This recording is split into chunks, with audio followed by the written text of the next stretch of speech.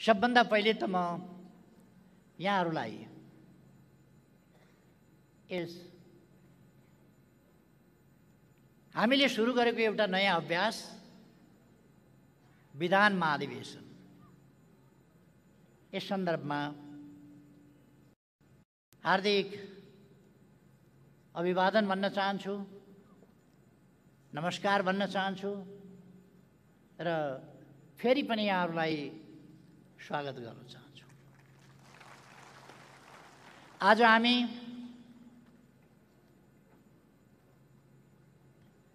फुलचोकीको फेद, मनोरम प्राकृतिक छटा, गोदावरी, बोटानिकल गार्डन, मत्स्य पालन फार्म लगायत युरेनियम, मार्बल जस्ता खनिजहरू पाइने ठाउँ, अत्यन्तै मनोरम ठाउँ, यस ठाउँमा भेला भएका छौँ। एउटा नयाँ परिस्थितिमा नयाँ चुनौतीहरू अगाडि राखेर तिनीहरूलाई पराजित गर्ने सङ्कल्प बोकेर नयाँ अभिभाराहरू पुरा गर्ने अठोटका साथ जम्मा भएका छौँ र मैले विश्वास लिएको छु यहाँबाट जाँदा हामी अवश्य नै अझ बढी उत्साह, आत्मविश्वास र अठोटका साथ जानेछौँ। प्रिय कमरेडहरू, यस विधान महाधिवेशनको सुखद घडीमा म यस पार्टीका संस्थापक महासचिव पुष्पलाल जननेता मदन भण्डारी, प्रथम जननिर्वाचित कम्युनिस्ट प्रधानमन्त्री मनमोहन अधिकारी सहित आन्दोलनका अग्रज व्यक्तित्वहरूप्रति उच्च सम्मानका साथ श्रद्धासुमन अर्पण गर्दछु। उहाँहरूको प्रेरणाले हामीलाई लक्ष्यतर्फ अविचलित रूपमा अगाडि बढ्न सदा मार्गदर्शन गरिरहनेछ। नेपालको देशभक्तिपूर्ण युद्ध, लोकतन्त्रका निम्ति भएका सङ्घर्ष एवं आर्थिक सामाजिक रूपान्तरणका लागि आफ्नो जीवन उत्सर्ग गर्नुहुने सम्पूर्ण शहीदहरूप्रति भावपूर्ण श्रद्धाञ्जली अर्पण गर्दछु। अग्रगामी परिवर्तनको यात्रामा सहभागिता, त्याग र बलिदानका गाथाहरू सिर्जना गर्ने घाइते, अपाङ्ग तथा बेपत्ता नागरिकका परिवारजनसहित समस्त न्यायप्रेमी जनताप्रति उच्च सम्मान र अभिनन्दन व्यक्त गर्दछु। विधान महाधिवेशन हाम्रो पार्टी जीवनमा सुरु गरिएको नौलो अभ्यास।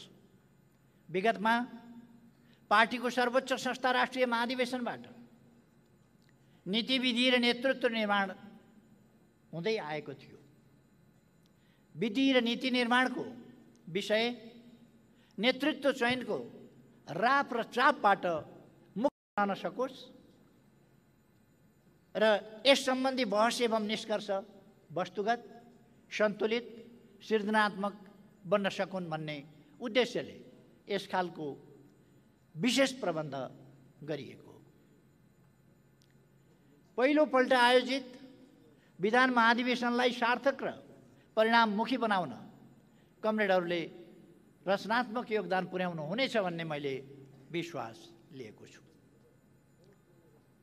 हामी सबैलाई थाहै छ 2075 जेठ 3 गते नेकपा एमाले र नेकपा माओवादी केन्द्र बीच एकीकरण नभएको भए नेकपा एमालेको 10औं राष्ट्रिय महाधिवेशन आजभन्दा 2 वर्षभन्दा अगाडि नै सम्पन्न भइसकेको हुने थियो।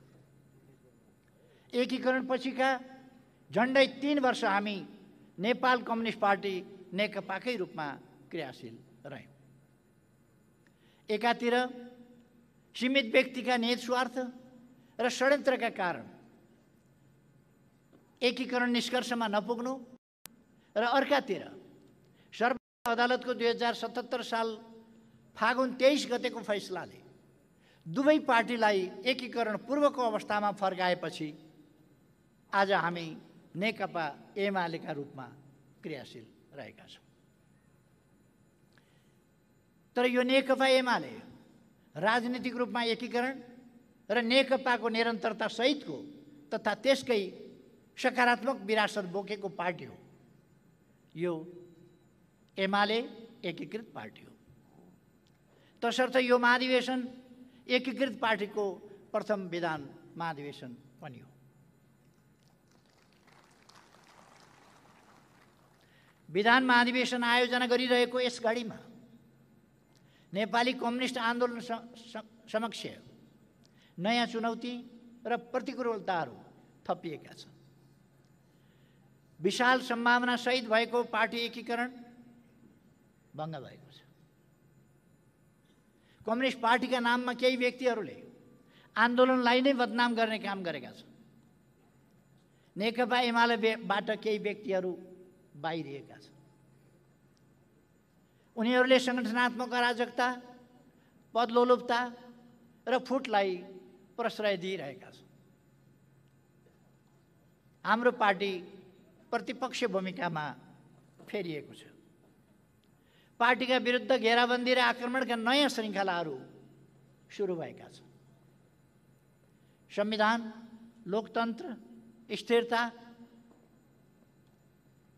र एकता समृद्धिको अभियान एवं राष्ट्रिय हितमाथि आक्रमण बढेको छ र मुलुकको भविष्य जोखिममा परेको छ। हाम्रा सामु दक्षिणपन्थी अवसरवाद र सङ्गठनात्मक अराजकतालाई परास्त गर्दै नेपाली कम्युनिस्ट आन्दोलनलाई सही दिशामा अघि बढाउने दायित्व छ। जनताको बहुदलीय जनवादको मार्गदर्शनमा समाजवादका आधार निर्माण गर्ने अभिभारा छ। अभिभाराहरू पूरा गर्ने हाम्रो यात्रामा खडा भएका माथि उल्लेखित चुनौतीहरूको सामना गर्नु र तिनलाई पराजित गर्नु पर्नेछ। महाधिवेशनमा प्रस्तुत राजनीतिक प्रतिवेदनमा मैले 9 महाधिवेशनका निष्कर्षको चर्चा गरेको छु। पार्टी एकीकरण, पार्टीको आन्तरिक जीवनमा देखा परेको प्रवृत्ति तथा समस्याहरूलाई उल्लेख गरेको छु। यस अवधिमा सम्पादित कामको संक्षिप्त समीक्षासहित वर्तमान राष्ट्रिय भूराजनीतिक परिस्थितिका मुख्य प्रवृत्तिको विश्लेषण गरेको छु। पार्टीका सिद्धान्त, नीति र कार्यक्रमको अद्यावधिक पुनरावलोकन, परिवर्तित सन्दर्भमा पार्टी निर्माण तथा हाम्रा आगामी कार्यभार जस्ता विषयमा केही प्रस्तावहरू प्रस्तुत गरेको छु। कमरेडहरू, 2071 साउन 1 गते मेरो नेतृत्वमा 161 सदस्यीय केन्द्रीय कमिटी निर्वाचित भएसँगै नेकपा एमालेको 9 राष्ट्रिय महाधिवेशन सम्पन्न थियो। राजनीतिक प्रतिवेदन, सङ्गठनात्मक प्रस्ताव र विधान सर्वसम्मतिमै पारित भए पनि केन्द्रीय नेतृत्वको निर्वाचन भने निकै जटिल बन्न पुग्यो, जसका कारण एक साताका लागि तय गरिएको महाधिवेशन झन्डै 2 हप्तासम्म लम्बिएको थियो। महाधिवेशन पार्टीभित्र कुनै नीतिगत मतभिन्नता भएमा त्यसको समाधान गर्ने थलो हो र हुनुपर्छ। पारित नीतिको मार्गदर्शन र निर्वाचित नेतृत्वको अगुवाईमा पार्टीमा उन्नत स्तरको एकता र ऊर्जा निर्माण गर्ने पार्टीको सर्वोच्च निकाय हो। तर 9 राष्ट्रिय महाधिवेशनमा नेतृत्व चयनको क्रममा सिर्जित अस्वस्थता र कटुताका असर महाधिवेशन पछि पनि समाप्त हुन सकेन। 9 राष्ट्रिय महाधिवेशनले निकालेका निष्कर्षहरू आम रूपमा सही थिए र निर्धारण गरेका कार्यभारहरू हामीले सम्पन्न गरेका छौँ। प्रतिनिधि कमरेडहरू, आजको अन्तर्राष्ट्रिय परिस्थिति र भूराजनीतिका मूलभूत पक्षहरू 9 राष्ट्रिय महाधिवेशनले विश्लेषण गरेका जस्तै छन्। तर यस बीचमा केही नयाँ घटना र प्रवृत्तिको भने विकास भएको छ। जस्तै श्रमको स्वरूप र क्षेत्र, श्रम सम्बन्ध र शोषणका स्वरूपमा अकल्पनीय परिवर्तन आएका छन्। उत्पादनमा अत्याधुनिक प्रविधिको प्रयोगले श्रमिकहरूको ठूलो सङ्ख्यालाई बेरोजगार बनाइदिएको छ। भूमि, उद्योग र वित्तीय पुँजीमाथि क्रमशः एकाधिकार जमाउँदै अघि बढेको विश्व पुँजीवाद यति बेला सूचना र ज्ञानमाथिको वर्चस्वमा केन्द्रित भएको छ। सूचना प्रविधिको तीव्र विकासले मानव जीवनमा थुप्रै सकारात्मक प्रभाव पनि पारेको छ। तर सूचनाको भण्डारण सीमित कम्पनीहरूको हातमा रहनु र त्यसको प्रयोग दुरुपयोगको एकाधिकार पनि उनीहरूसँगै रहनुले समाजमा नयाँ चुनौती समेत थपेको छ। व्यक्तिका निजी सूचना अर्थात् डेटालाई विश्लेषण गरेर बजारीकरण गर्ने, व्यक्तिको निजी जिन्दगीलाई निशाना बनाउने, गलत सूचना या अर्धसत्य सूचना मार्फत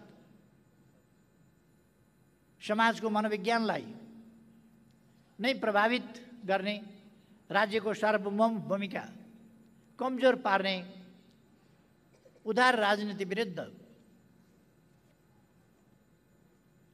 खडा गर्ने जोखिम बढेर गएका छन्।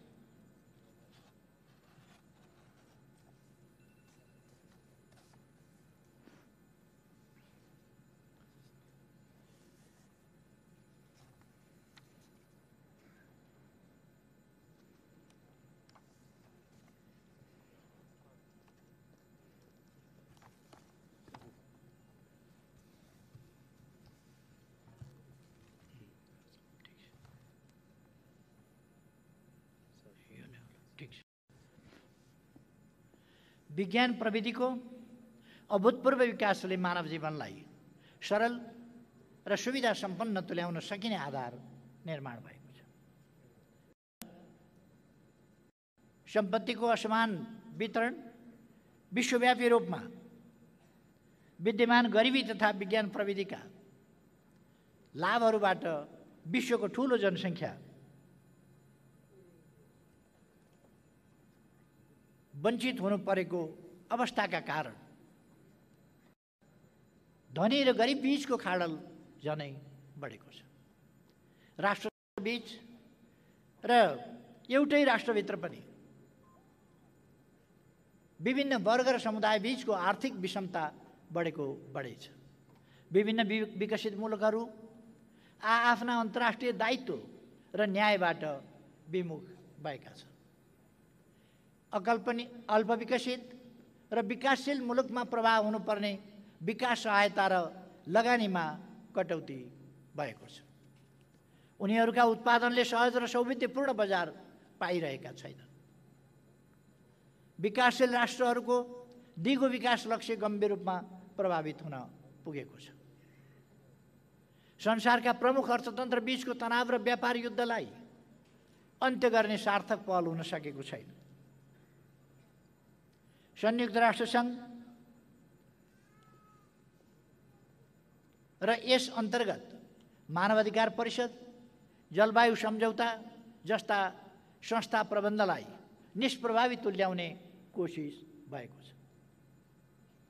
शस्त्रास्त्रको होड तथा पारमाणविक, रासायनिक, जैविक एवं आम विनाशका हतियारको विस्तार र सङ्कलनले विश्व शान्तिमाथि खडा गरेको चुनौती कायमै छ। विश्व शक्ति सन्तुलनमा तीव्र परिवर्तन देखा परेको छ। लामो समयसम्म युरोप अमेरिका केन्द्रित विश्व ढाँचामाथि चीनको उदय, शक्तिशाली राष्ट्रका रूपमा रुसको पुनरागमन, ब्रिक्स, साङ्घाई सहकार्य सङ्गठन लगायत क्षेत्रीय शक्ति र सङ्गठनहरूको भूमिकाले चुनौती बढाएका छन्, दिएका छन्। विश्व बहुध्रुवीय बन्दै गएको छ। चीनसँगको सम्बन्ध लगायत प्रश्नमा युरोपले सापेक्ष स्वतन्त्र दृष्टिकोण राख्न थालेको छ। विश्व प्रतिस्पर्धाको केन्द्र एसिया प्रशान्त क्षेत्र बन्न थालेको छ। अमेरिकाले अगाडि सारेको इन्डो पेसिफिक स्ट्राटेजी यसै विषयतिर लक्षित छ। हालै अस्ट्रेलिया, बेलायत र अमेरिका बीच भएको नयाँ सुरक्षा सम्झौता ओकसले यस क्षेत्रमा तनाव सिर्जना गरेको छ। लोकतान्त्रिक प्रणालीमाथि विभिन्न मुलुकमा चुनौती खडा भएका छन्। म्यानमारमा कु भएको छ र नेत्री आङ सान सुची लगायत लोकतन्त्रवादी नेताहरूलाई गिरफ्तार गरिएको छ। शान्तिपूर्ण प्रदर्शनमाथि हिंसात्मक दमन भएको छ। ल्याटिन अमेरिकाका विभिन्न मुलुकमा वामपन्थी सरकार र आन्दोलनलाई असफल बनाउन हस्तक्षेप र षड्यन्त्र जारी छ। यसका बावजुद त्यहाँ वामपन्थी आन्दोलनले नयाँ गति पनि लिइरहेको छ। सन् 2019 को अन्त्यतिरबाट सुरु भएको कोभिड-19 महामारीले विश्वलाई आक्रान्त तुल्याएको छ। यस महामारीले विश्व अर्थतन्त्रलाई 1930 को आर्थिक मन्दी र दोस्रो विश्वयुद्धले भन्दा गहिरो धक्का पुर्याएको छ। यो महामारी हाम्रो पुस्ताले सामना गरेको सबैभन्दा ठुलो स्वास्थ्य चुनौती हो। वैज्ञानिकहरूले 8 महिनामै कोभिड विरुद्धको खोप आविष्कार गरेर महत्त्वपूर्ण उपलब्धि हासिल गरे पनि खोपको असमान वितरण आज गम्भीर चुनौती बनेको छ। खोप राष्ट्रवाद, भाइरस एवं खोपका विषयमा देखिएको राजनीतिकरण विडम्बनापूर्ण छ। जलवायु परिवर्तन आज पृथ्वी र पृथ्वीवासी दुवैका सामु असाधारण चुनौतीका रूपमा उपस्थित भएको छ। जलवायु परिवर्तनका विरुद्ध बलियो अन्तर्राष्ट्रिय साझेदारीको खाँचो छ। औद्योगिक राष्ट्रहरूले देखिने गरी कार्बन उत्सर्जन घटाउनु र हरित अर्थतन्त्र एवं हरित विकासका लागि ठोस कदम चाल्नु आवश्यक भएको छ। जोखिममा परेका मुलुकका लागि वित्तीय सुविधा अत्यावश्यक छ। चीन र भारत बीच सुरु हुन लागेको संवाद, समझदारी र सहकार्यलाई तनाव र सीमा विवादले विस्थापन गर्दै लगेको छ। दुई देशबीच संवाद भए पनि समस्या कायमै छ। दुई देशबीचको तनावको असर समग्र दक्षिण एसियामा अनुभूत भइरहेको छ।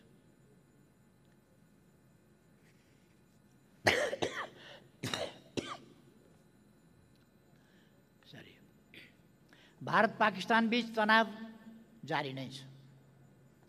भारतसँग नेपाल लगायत विभिन्न छिमेकी मुलुकका कतिपय विवादित विषय अझै समाधान हुन सकिरहेका छैनन्। चिनिया विशेषता सहितको समाजवाद निर्माणमा चीनले हासिल गरेको प्रगति अभूतपूर्व रहेको छ। सन् 2020 मा चीनले आफ्ना सबै नागरिक गरिबीबाट मुक्त भएको घोषणा गरेको छ। 40 वर्षको अवधिमा 80 करोड भन्दा बढी नागरिकलाई गरिबीबाट मुक्त गर्न सफल चीन विश्वमै उदाहरणीय बनेको छ। चीनले औसत रूपमा समृद्ध समाजवादी राष्ट्र बन्ने पहिलो शताब्दी लक्ष्य हासिल गरेको छ। यस सफलताका लागि चिनिया कम्युनिस्ट पार्टी र चिनिया जनता बधाईका हकदार छन्। अफगानिस्तानबाट अमेरिका र नेटो गठबन्धनका सैनिकहरू 20 वर्षपछि पछाडि हटेका छन्। यसले स्पष्ट पारेको छ जुनसुकै बहानामा गरिए पनि बाह्य हस्तक्षेप र आक्रमण गलत हो। त्यसको असफलता अनिवार्य छ। कुनै पनि मुलुकको समस्या समाधानको जिम्मा सम्बन्धित मुलुककै जनताको हो, बाह्य शक्तिको होइन। अफगानिस्तान घटनाका बाछिटा दक्षिण एसियामा पर्न सक्ने र अफगानिस्तानलाई लिएर भूराजनीतिक तनाव सिर्जना हुन सक्ने सम्भावनालाई पनि ध्यानमा राख्दै नेपाल स्पष्ट रूपमा अहस्तक्षेप, लोकतन्त्र, खुल्लापन र क्षेत्रीय शान्तिका पक्षमा दृढतापूर्वक उभिनु पर्दछ। चीन भारतको सम्बन्धको प्रभाव नेपाल लगायत दक्षिण एसिया र समग्र विश्वमै गहिरो गरी पर्दछ। हामी चीन र भारत बीचको सीमा समस्या लगायतका मतभिन्नताहरू चाँडै समाधान होउन् र दुई देशबीच सार्थक साझेदारी विकास होस् भन्ने चाहन्छौँ। यसले विकास र सहयोगको त्रिदेशीय सहकार्यको सम्भावना पनि बढ्नेछ। नेपाल आफ्नो भूभाग कुनै पनि छिमेकी तथा मित्र राष्ट्रहरूका विरुद्ध प्रयोग हुन नदिने नीतिमा दृढ छ। त्यसै गरी नेपाल एक चीन नीतिमा अडिग छ। नेपाल भारत सीमा वारपार अपराध नहोस् र आतङ्ककारीले लाभ उठाउन नसकुन् भन्ने विषयमा भारतको चासो देखिन्छ। भारतसँगको व्यापार घाटा, लिपुलेक, लिम्पियाधुरा र कालापानी र सुस्ता क्षेत्रमा नेपाली भूभाग फिर्ता, सीमाको व्यवस्थापन, नेपालको आन्तरिक मामलामा हुने अनावश्यक चासो र हस्तक्षेप जस्ता विषयमा नेपालको चासो र सरोकार रहेको छ। हामी हाम्रा छिमेकीका जायज चासो र सरोकारप्रति सजग छौँ। त्यस्तै सजगता र सम्मान हामी हाम्रा मित्रहरू विशेषत छिमेकीहरूबाट चाहन्छौँ। दुई देश बीचका समस्यालाई जिम्मेवार कूटनीतिक पहलका माध्यमबाट समाधान गर्न हामी चाहन्छौँ। कमरेडहरू, हामी नयाँ र न्यायपूर्ण विश्व व्यवस्थाका पक्षमा दृढतापूर्वक उभिन्छौँ। उत्पीडित राष्ट्रहरू तथा श्रमजीवी वर्गका हक हित र मुक्तिका आन्दोलनमा ऐक्यबद्धता जाहेर गर्दछौँ र आफ्नो ठाउँबाट विश्व शान्ति, न्याय, समानता र समाजवादी आन्दोलनलाई हामी सहयोग गर्दछौँ। हाम्रो विदेश नीतिको सारो राष्ट्रिय हितको रक्षा र सम्वर्धन गर्दै सबैसँग मित्रता कायम गर्नु र कसैसँग पनि वैरभाव नराख्नु, विश्वका सबै देशसँग सार्वभौम समानता, अहस्तक्षेप, पारस्परिक सहयोग तथा सम्मानमा आधारित सम्बन्ध विकास गर्नु, नेपालको छविलाई शान्तिको पक्षधर, लोकतान्त्रिक र प्रगतिशील राष्ट्रको रूपमा विश्व सामु स्थापित गर्नु, वातावरण लगायतका साझा सवालमा सहमति र साझा प्रयासका साथ अगाडि बढ्नु। यी हाम्रा विदेश नीतिका आधारभूत कुराहरू हुन्।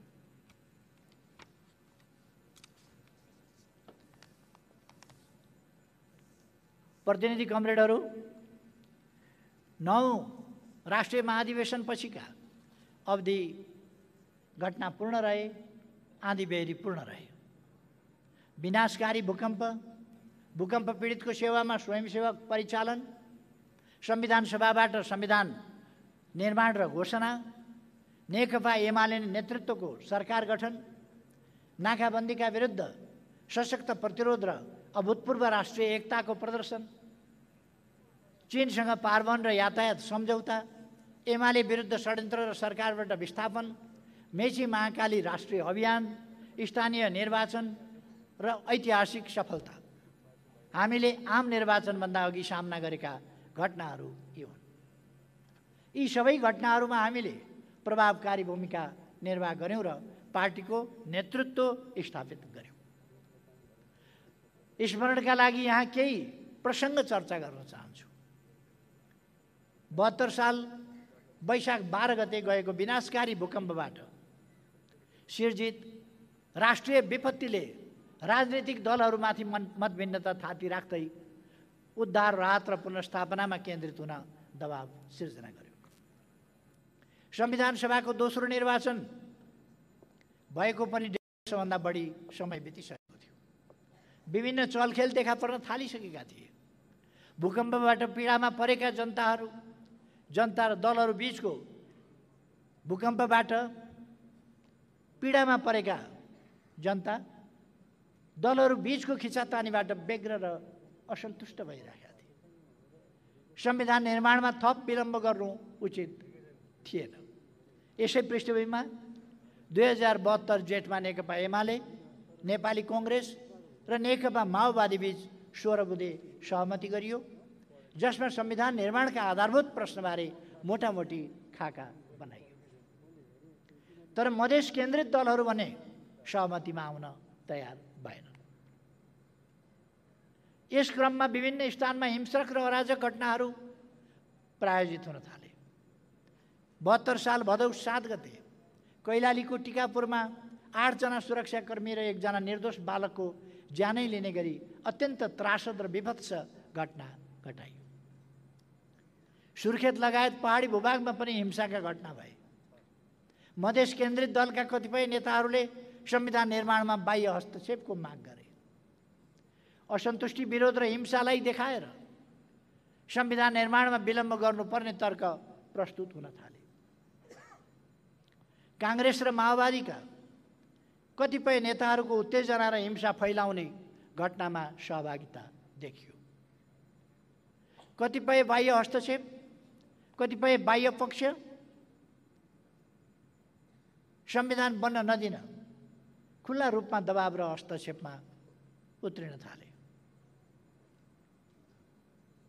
यस हस्तक्षेपको असर विभिन्न राजनैतिक दल, सरकार एवं अन्य संस्थामा पनि देखिन थाल्यो। नियोजित रूपमा सुरु भएका गतिविधिलाई आधार बनाएर संविधान निर्माण रोक्न हुँदैन थियो, सकिँदैन थियो र हामीले रोकेनौँ।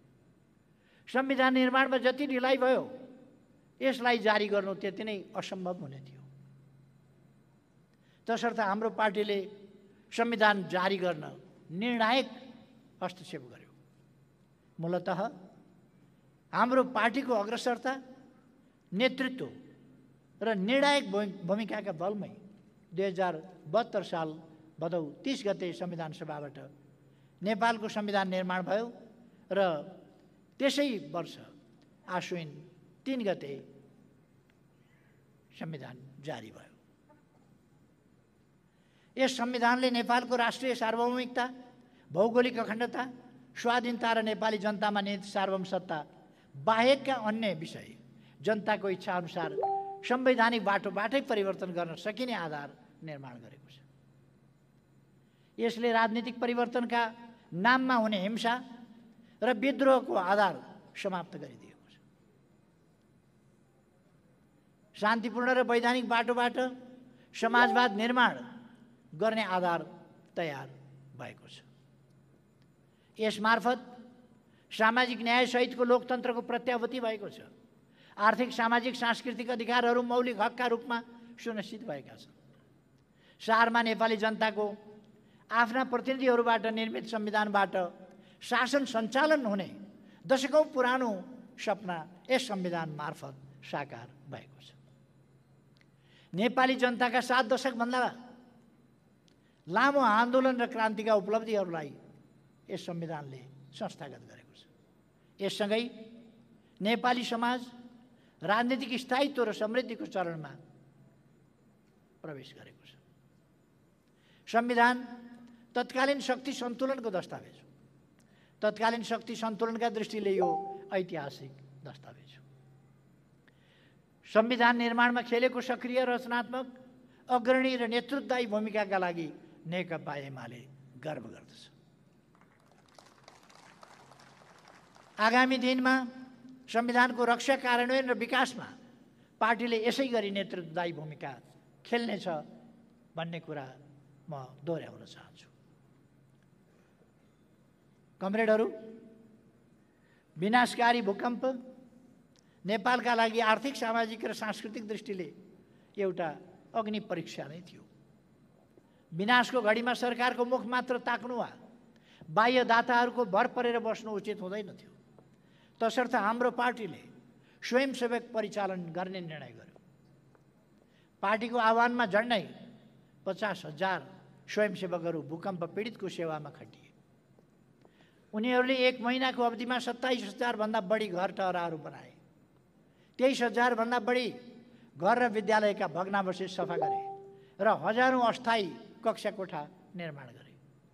यति विशाल, सशक्त र प्रभावकारी स्वयंसेवक परिचालन कमसेकम नेपालको समकालीन इतिहासकै विशिष्ट घटना हो। तराई मधेसबाट दुर्गम पहाडमा, पूर्वबाट पश्चिममा अनि पश्चिमबाट पूर्वका जिल्लामा परिचालन गरिएका स्वयंसेवक मार्फत नेपाली समाजको यथार्थ अवस्थालाई गहिरो गरी बुझ्न, अन्तर समुदाय एकता सुदृढ गर्न तथा युवाहरूमा स्वयंसेवी भावनाको विकास गर्न ठुलो योगदान पुगेको छ। यस सफल अभियानका लागि पनि पार्टी गर्व गर्दछ। 72 सालको नेपालमाथिको नाकाबन्दी 6 महिना अगाडि मात्रै विनाशकारी भूकम्पले ठिलठिलो पारेको मुलुकमाथि अनाहकमा लादिएको अमानवीय र अन्तर्राष्ट्रिय कानुन विरुद्धको व्यवहार थियो। इतिहासकै यस्तो कठिन घडीमा नेपाली जनताले अभूतपूर्व एकता, संयम र देशभक्तिको प्रदर्शन गरे। नाकाबन्दीलाई नाकाबन्दी भन्न सम्म नसक्ने गरी लाचारी देखाएको कतिपय शक्तिहरूले त्यस्तो लाचारी देखाएको बेला मधेस केन्द्रित दलहरूले तराईमा हिंसा र उत्तेजनाको श्रृङ्खला जारी राखेको बेला अन्य राजनीतिक दल, नागरिक समाज, सञ्चार माध्यम र समग्र राष्ट्र नाकाबन्दी विरुद्ध एकजुट भएर लाग्यो। बरु भोकै मर्ने तर बाह्य दबाव सामु घुँडा नटेक्ने नेपाली स्वाभिमान प्रदर्शन भयो। सरकारको नेतृत्वमा राष्ट्रिय एकताको अनुपम दृष्टान्त नेपाली जनताले प्रस्तुत गरे। अन्ततः 72 माघमा भारतीय नाकाबन्दी अन्त्य भयो। नेपाली जनताले राष्ट्रिय स्वाभिमान, राष्ट्रिय एकता र स्वाधीनताका लागि प्रकट गरेको उक्त साहस र सङ्कल्प समकालीन नेपाली इतिहासकै विशिष्ट घटना हो। प्रिय कमरेडहरू, पूर्व सहमति अनुसार संविधान जारी भइसकेपछि सरकारको नेतृत्व नेपाली कांग्रेसले सहजै नेकपा एमालेलाई हस्तान्तरण गर्नुपर्ने थियो। तर कांग्रेस सहमतिमा अड्न सकेन र सहमतिबाट पछि हट्यो। आन्दोलनका उपलब्धि संस्थागत गर्न परिवर्तनका सम्भाग बीच सहकार्य हुनुपर्ने आवश्यकता अस्वीकार गरेर कांग्रेसले 7 साल र 46 सालको आन्दोलनपछि गरेका गल्ती फेरि पनि दोहोर्यायो।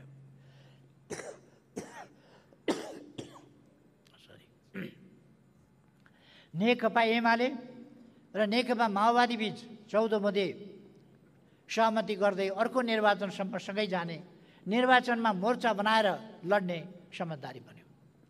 लोकतान्त्रिक फोरम, राप्रपा, नेकपा माले, राजमो लगायतसँग पनि सहकार्य गरियो। 72 असोज 24 गते म प्रधानमन्त्रीमा निर्वाचित भएँ। इतिहास कैयौँले जितेर पनि हारेका छन्। हामीले कतिपय सन्दर्भमा हारेर पनि जितेका छौँ। सत्तामा रौन्जेल देखिने कतिपय सत्तासीनहरू सत्ता बाहिर पुग्न साथ गुमनाम भएका छन्। हाम्रो नेतृत्वको सरकारले उपलब्ध अवसरलाई सदुपयोग गर्दै ऐतिहासिक भूमिका निर्वाह गर्यो। नाकाबन्दीलाई साहसपूर्वक सामना गर्दै असफल पार्यो। संविधान निर्माण प्रक्रियामा बाहिरिएका दलहरूलाई सहमतिमा ल्याउन 72 मङ्सिरमा संविधानको पहिलो संशोधन गरियो। प्रधानमन्त्रीको हैसियतमा मैले नाकाबन्दीको अन्त्यपछि मात्र भारत भ्रमण गरेँ। हाम्रो तर्फबाट सार्वभौम समानता, अहस्तक्षेप, आपसी हित र सम्मानका आधारमा नेपालले भारतसँग विश्वासिलो सम्बन्ध राख्न चाहेको र भविष्यमुखी भएर सार्थक सहकार्य गर्न खोजेको चाहेको पनि हामीले बतायौँ। दुई देश बीचको सम्बन्ध सुधार गर्न भ्रमण सफल रह्यो। लगत्तै मैले चीनको भ्रमण गरेँ। पारवहन यातायात सम्झौता सहित विभिन्न 15वटा सम्झौता र सहमति गरियो। नेपालको भूपरिवेष्टित अवस्थालाई रूपान्तरण गरी पारवहनमा एकपक्षीय निर्भरतालाई अन्त्य गरियो। नेपालको स्वाभिमानलाई सुदृढ गर्न भ्रमण ऐतिहासिक रूपमा सफल रह्यो। दीर्घकालीन महत्त्वका रणनीतिक पूर्वाधारहरूको निर्माण सुरु गर्ने, सामाजिक न्याय र सुरक्षाको दायरालाई फराकिलो पार्ने र जनतामा आत्मविश्वास एवं भरोसा जगाउने महत्त्वपूर्ण कामको थालनी गरियो। तर चीन भ्रमणबाट फर्किए लगत्तै सरकार परिवर्तन गर्ने र मुलुकलाई अस्थिरतातर्फ धकेल्ने खेल सुरु भयो। बाह्य शक्तिको इसारामा प्रधानमन्त्रीलाई एउटा बजेटसम्म प्रस्तुत गर्न नदिई विस्थापित गर्ने योजनामा पुष्पकमल दाहाल, माधव नेपाल लगायत तीनै पात्रहरू क्रियाशील थिए, जसले 74 पछि मेरो नेतृत्वको सरकारलाई असफल बनाउन उसै गरी घेराउ, मोर्चाबन्दी र षड्यन्त्र गरे।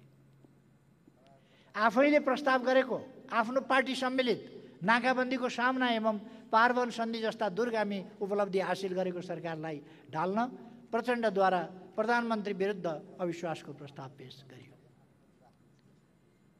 यो षड्यन्त्र पुष्पकमल दाहाल प्रचण्ड लगायत नेताहरूभित्र निहित अवसरवाद, विभाजन र बाह्य शक्तिको सेवा गर्ने चरित्रको भद्दा दृश्य थियो।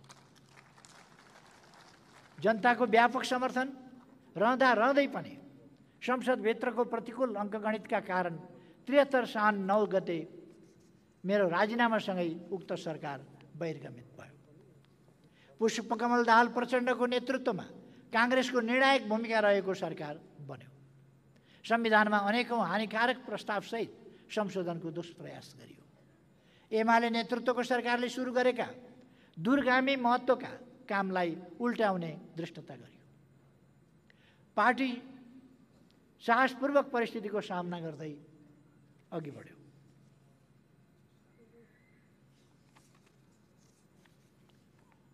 कमरेडहरू, हाम्रो पार्टी जीवनमा मेची महाकाली राष्ट्रिय अभियानको विशेष महत्त्व छ। 2073 साल फागुन 21 गते शहीद दिवसका दिनबाट संविधान, सामाजिक सद्भाव र राष्ट्रिय एकताका लागि सञ्चालित त्यो अभियान काँकडभिट्टाबाट सुरु भएर सुर्खेतमा समापन भयो। पार्टीका हजारौं नेता, कार्यकर्ता, सदस्य र शुभचिन्तक सहभागी भएको 10औं स्थानमा विशाल जनसभा आयोजना गर्दै अगाडि बढेको र घरदैलो सांस्कृतिक कार्यक्रम र झाँकीहरूसहित व्यापक जनसहभागिता सहितको यो अभियान नेपालकै सबभन्दा ठुलो जनपरिचालन थियो। अभियानमा झन्डै 25 लाख नागरिकहरू सहभागी भए। यस अभियानले एमालेलाई तराई मधेसमा प्रवेशै गर्न नदिने, मधेसी समुदायमा एमालेप्रति भ्रम र घृणा फैलाउने तथा तराईवासी र पहाडी समुदायबीच साम्प्रदायिक विद्वेष फैलाउने असफल प्रयास, त्यस्ता प्रयासहरूलाई असफल पारियो। तराई मधेसका नागरिकहरू देशभक्तिपूर्ण राष्ट्रियताको पक्षमा दृढतापूर्वक उभिए। हजारौं कार्यकर्ताहरूको परिचालन र लाखौं जनताको सहभागिताले पार्टीको ऊर्जा र सामर्थ्य विकासमा ठुलो योगदान गर्यो। 2074 को स्थानीय तह निर्वाचनमा पार्टीले काठमाडौँ र पोखरा महानगरपालिका सहित 40% भन्दा बढी स्थानीय तहहरूमा विजय हासिल गर्यो। जिल्ला समन्वय समितिका अधिकांश स्थानमा पनि पार्टीले सफलता प्राप्त गर्यो। सत्तारूढ गठबन्धन एक्लै सामना गरेर भनेको सत्तारूढ गठबन्धन बनेको थियो, त्योसँग एक्लै सामना गरेर नेकपा एमालेले हासिल गरेको यो सफलता आधारभूत तहसम्म पार्टीको लोकप्रियता र सुदृढ जनआधारलाई प्रतिबिम्बित गर्ने महत्त्वपूर्ण उपलब्धि हो।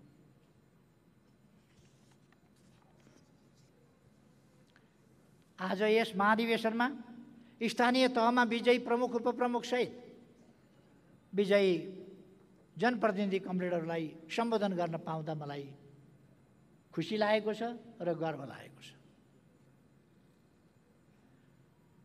प्रतिनिधि कमरेडहरू, 75 जेठ 3 गते नेपाल कम्युनिस्ट पार्टी नेकपा एमाले र नेपाल कम्युनिस्ट पार्टी माओवादी केन्द्रबीच पार्टी एकीकरण भयो। यो नेपाली राजनीतिको एउटा ऐतिहासिक परिघटना हो। यससँगै हाम्रो कम्युनिस्ट आन्दोलनमा 2027-28 सालदेखि एकातिर झापा आन्दोलन, कोअर्डिनेसन केन्द्र, नेकपा माले, नेकपा एमाले हुँदै विकसित भएको प्रमुख धार र अर्कोतिर केन्द्रीय न्युक्लियस, चौथो महाधिवेशन, मशाल मशाल, एकता केन्द्र, नेकपा माओवादी हुँदै विकसित भएको आन्दोलनको अर्को मुख्यधार एकीकृत भई नेपाली कम्युनिस्ट आन्दोलनको टुटेको कडी झन्डै 50 वर्षपछि फेरि जोडिन पुग्यो।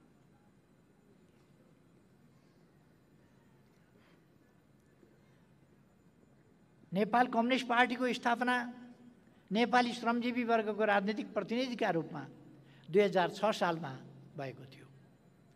कम्युनिस्ट पार्टीको स्थापना नेपालको राजनीतिक इतिहासको महत्त्वपूर्ण परिघटना थियो। कम्युनिस्ट पार्टीले देशभक्ति, सामाजिक सुधार एवं प्रजातान्त्रिक आन्दोलन जस्ता नेपाली जनताका आन्दोलनका विभिन्न धाराहरूको विरासतलाई समेट्दै आन्दोलनलाई सामन्तवाद, साम्राज्यवाद विरोधी जनवादी क्रान्तिको उचाइमा विकसित गर्यो। यहाँनिर नेपालको पहिलो राजनीतिक पार्टी प्रजा परिषद अनेकौं आरोह अवरोह पश्चात नेकपा एमालेमा समाहित भएको र यसको विरासत पनि कम्युनिस्ट पार्टीले अगाडि बढाएको प्रसङ्ग पनि स्मरणीय छ, म यहाँ उल्लेख गर्न चाहन्छु।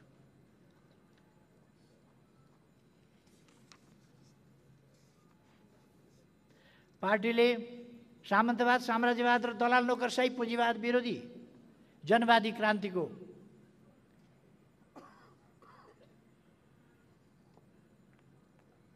तात्कालीन एवं समाजवाद तथा साम्यवाद स्थापनाको दीर्घकालीन लक्ष्य लिएको थियो। राणा शासनको अन्त्य र नागरिक अधिकारको स्थापनाको नारा अगाडि सारिएको थियो। मजदुर, किसान, विद्यार्थी तथा महिलाहरूलाई जागृत गर्ने, स्थानीय तहमा क्रान्तिकारी समिति गठन गर्ने र जनविद्रोह सङ्गठित गर्ने बाटो लिइरहेको थियो।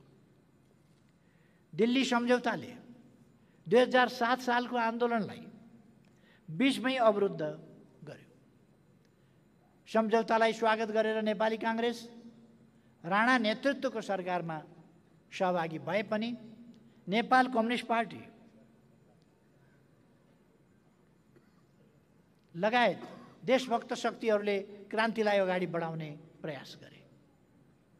आन्दोलनको सहयात्री कम्युनिस्ट पार्टीमाथि नेपाली काङ्ग्रेसले प्रतिबन्ध लगायो, तर पार्टीले विभिन्न वैधानिक मोर्चा र जनसङ्गठनका माध्यमबाट आन्दोलन जारी राख्यो। 2009 सालदेखि 13 सालसम्ममा विभिन्न जिल्लामा भएका किसान विद्रोह, विभिन्न ठाउँमा भएका स्थानीय सामन्त विरोधी आन्दोलन, कोशी र गण्डक सम्झौता विरोधी राष्ट्रिय हितका सङ्घर्ष एवं संविधान सभाको निर्वाचनका लागि निरन्तर दबाव त्यति बेलाका चर्चित आन्दोलनहरू थिए। संस्थापक महासचिव पुष्पलाललाई पहिलो महाधिवेशन अगावै नेतृत्वबाट हटाइएपछि पार्टीमा वैचारिक र सङ्गठनात्मक विचलन सुरु भयो। पहिलो महाधिवेशनबाट सुरु भएको दक्षिणपन्थी प्रवृत्ति केशरजंग रायमाझी महासचिव बनेसँगै दक्षिणपन्थी अवसरवादका रूपमा विकास भयो। पार्टीको दोस्रो महाधिवेशनमा रायमाझीले गणतन्त्रको कार्यक्रम बदल्ने प्रयास गरे। उनको प्रयास त विफल भयो, तर महाधिवेशनबाट पारित गणतन्त्रको कार्यक्रमलाई रायमाझीले अगाडि बढाएन। काङ्ग्रेसको दमन र रायमाझीको दक्षिणपन्थी अवसरवादी नेतृत्वका कारण तानाशाही कदम विरुद्ध कम्युनिस्ट पार्टीको प्रतिरोधी क्षमता कमजोर हुँदै गएको थियो।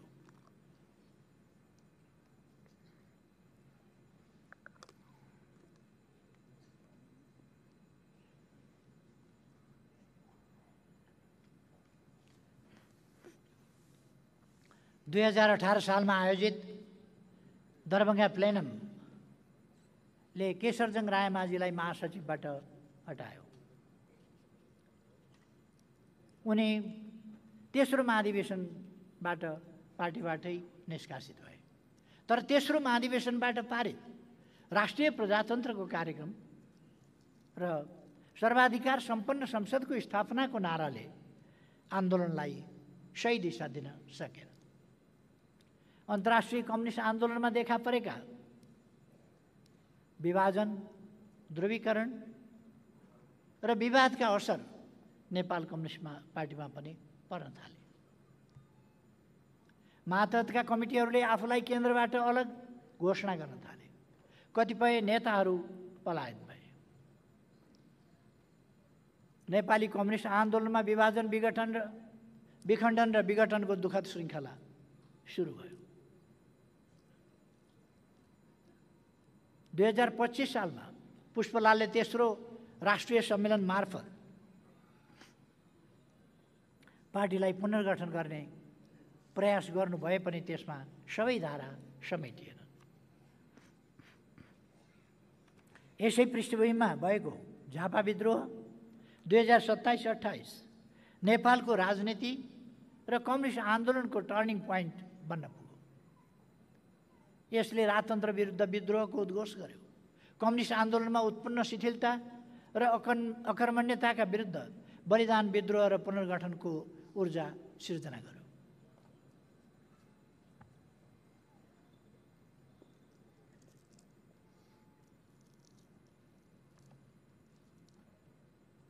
शङ्करजी कता जानुभएछ?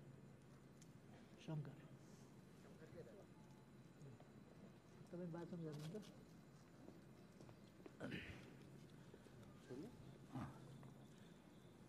त्यसले पनि अलिक काम दिएन। यही कमरेडहरू,